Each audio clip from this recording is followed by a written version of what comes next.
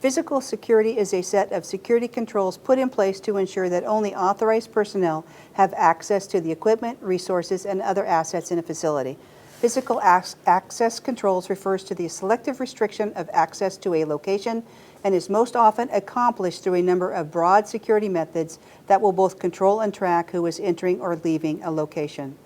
When physical security is well implemented, it will protect resources and equipment against theft, vandalism, natural disaster, sabotage, terrorist attacks, cyber attacks, and inadvertent access to resources.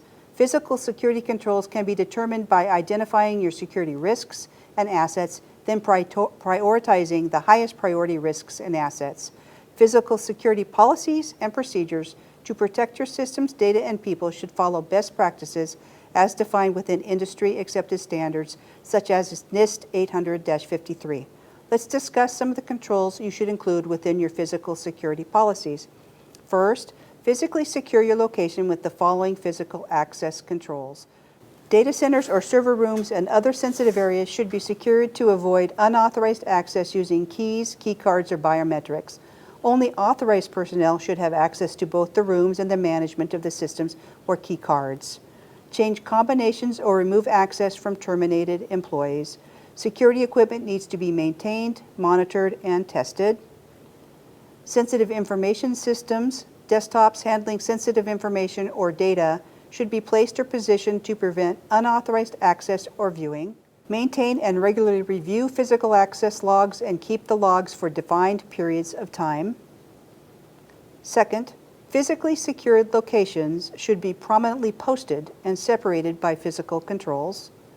Third, define your controlled areas, storage locations, or containers, and limit access to the controlled areas through locks, cameras, or cards. Fourth, physical access authorizations should be well documented, and employees need to be made aware of restricted areas through training.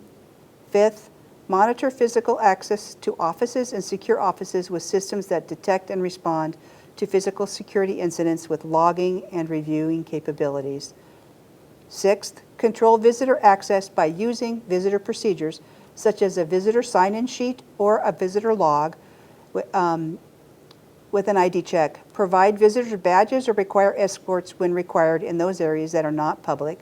Finally, deliveries and removal. Control of the egress or ingress points into facilities, including from secure locations such as computer or network rooms, and for delivery or pickup of facilities.